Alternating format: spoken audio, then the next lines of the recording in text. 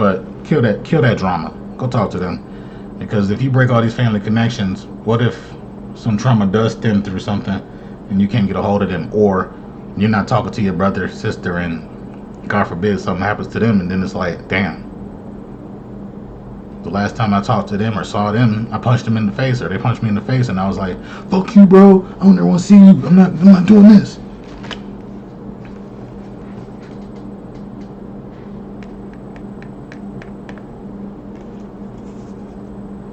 Y'all might not even be fighting between y'all. Y'all might be fighting over somebody else. But now y'all mad and fucked it up for the nieces and nephews and the cousins or whatever. If your parents are still alive, you might ask them what they know. Don't worry if there are answers you can't get. Whatever you know should be enough. Traumatic events include who died early, who left, who was abandoned or isolated or excluded from the family, who was adopted or who gave a child up for adoption, who died in childbirth, who had a stillbirth or an abortion, who committed suicide, who committed a crime, who experienced a significant trauma, who was forgotten or suffered in war. Ooh, that's a big one. Who died in or participated in the Holocaust or some other genocide, which there were a lot. So that might be something good to know. See, it's hard to say good to know because of what we're dealing with, but it could help you with your issues that didn't start with you. By the way, I'm David, the Vegas Suit. Thank you for watching. We've been live for almost an hour, but right now we're on chapter 9, page 133 in section 2. Some more questions. Who was murdered? Who murdered somebody? Who felt responsible for someone's death or misfortune? Shit, you might even want to know who hit the lottery and lost all the money. That sounds traumatic. You might not want to know that, because you might look at them differently. Damn. Ugh. Anyways, these questions are important. If someone in your family harmed or murdered someone, list the harmed or murdered person in your family tree. So I'm guessing, like, put a little asterisk and next to your little circle or a square, and just start like that, I guess. That's what it seems like. That's probably what I would do. The victims harmed by people in your family must be included. Must be included. These questions are important. If someone in your family harmed or murdered someone, list the harmed or murdered person in your family tree. The victims harmed by people in your family must be included, as they are now members of your family system.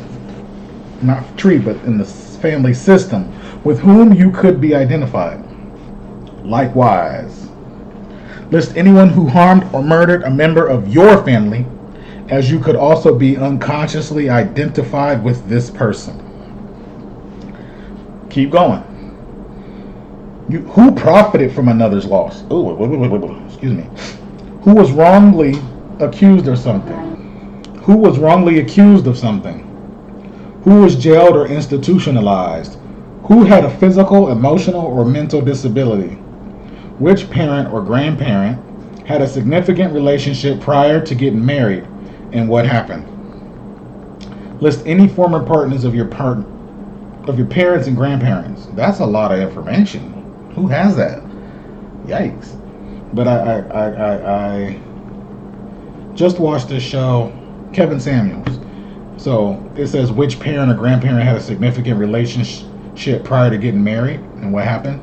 There was this girl on there. She said her parents got divorced, but her father remarried, mother did not.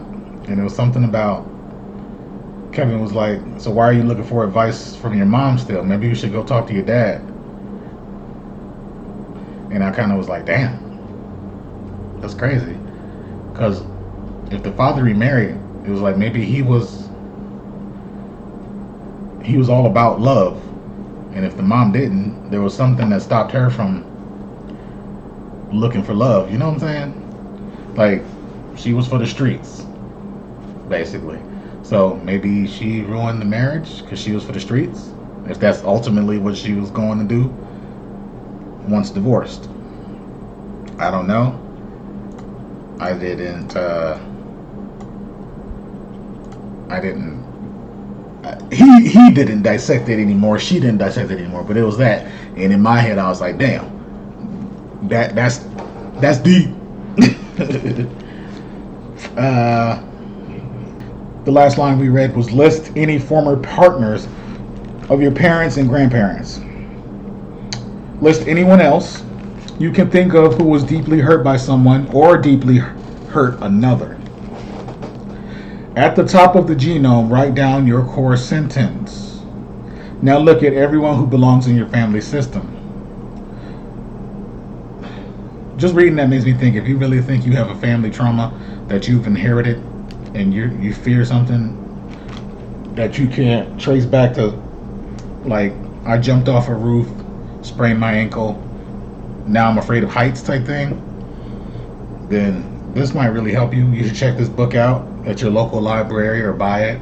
Support a mom and pop shop, obviously. Don't know if you can go to barnesandnobles.com. I think Barnes & Noble's still open, but Borders for sure. If you can go to borders.com, something like that. Try to shop around. Don't just use Amazon. That's all I'm saying. Thank you. Soup.tv. Here we go. Who might have had a reason to feel the same way you do? This person could be your mother or your father, especially if one of them had a difficult fate or was disrespected by the other. It could also be the sister of your grandmother who was institutionalized, or the older brother that your mother miscarried before she had you. Often it is someone who isn't talked about much in your family. Take a look at the following example. Again, this diagram, page 134. Yep. This genome tells the story of a woman named Ellie who struggled with the fear of going crazy. She was scared she was going to go crazy. That sounds like the institution thing right there. Until she constructed the maternal line of her genome, Ellie believed that she was the source of that fear. So it starts with Ellie, feeling she would go crazy since the age of 18. Goes up to her mother and father. She has a note under her mother. It says postpartum depression. Then it goes up from her mother to her grandfather, grandmother. The grandmother has an asterisk which says won't talk about her family. Then it goes up to her great grandmother and great grandfather. Great grandmother has an asterisk. It says at 18 she accidentally started a fire that killed her newborn infant. Then it sprouts down where we have the grandmother's sister and the crossed out grandmother's oldest sibling. The grandmother's oldest sibling, I see it, died in the fire as a baby. That was the person most affected. There's the grandmother's sister in this genome family tree thing. And it says the grandmother's sister, she has 3 asterisks. God damn. She had mental illness. She was institutionalized at 18. Hold on. I'm seeing it's a connection. Third one, it says died in confinement.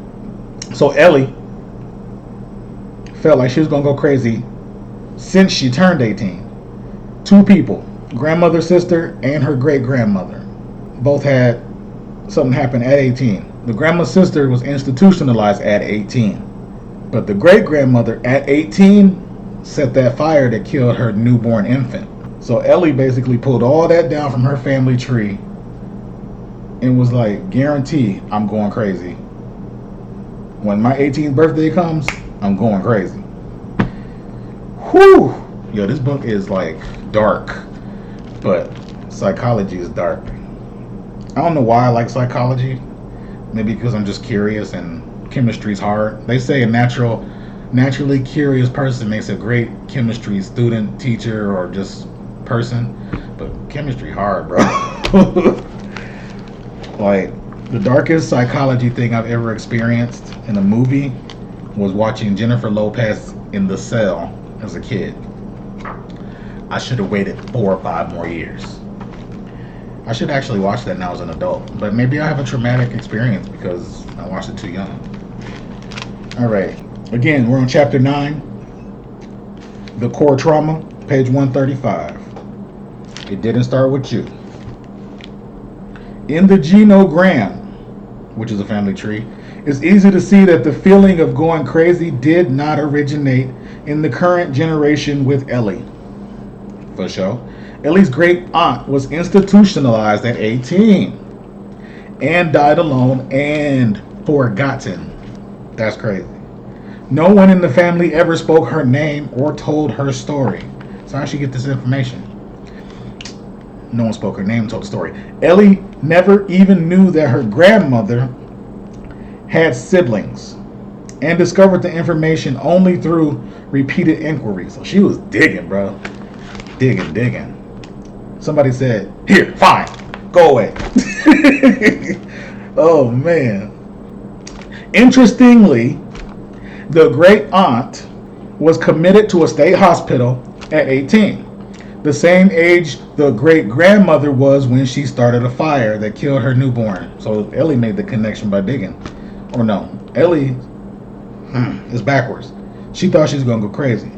But because she did the digging, she made the connection to heal. That's what it is. With 3 generations in view, a new understanding for Ellie was possible. Whose feelings of insanity had the great aunt been reliving? So, the great aunt, what made her go crazy? Was it a chemical imbalance, or was it some other generations up from there? That's deep too. And more important, what story was Ellie trying to bring back to the forefront by sharing the same fear? With the genogram laid out, the fogged history of Ellie's family was now becoming clear. For Ellie, the fear of going crazy arose once she turned 18 and graduated from high school. That's common. The same fear that had been depleting her life force was now leading her towards self-discovery. The more she studied the genogram, the more connections she began to make. Ellie remembered her mother telling her that she had experienced postpartum depression, that's on there, for the first year of Ellie's life. That's a chemical imbalance of women, like after pregnancy. Hormonal, actually, not chemical, same shit. In her suffering, Ellie's mother was also a recipient of the great-grandmother's trauma. 18. Ellie's mother admitted that as soon as Ellie was born, she began obsessing that something would go terribly wrong. Specifically, she was terrified that she would inadvertently do something and, as a consequence, Ellie would die. Bam, right on the nose. Unbearable feelings of dread arose during the pregnancy and intensified after Ellie was born. Ellie's mother never connected the depression to what had happened in her family. What wasn't talked about consciously in the family was expressed unconsciously through the fears, feelings, and behaviors of its members. Padaw.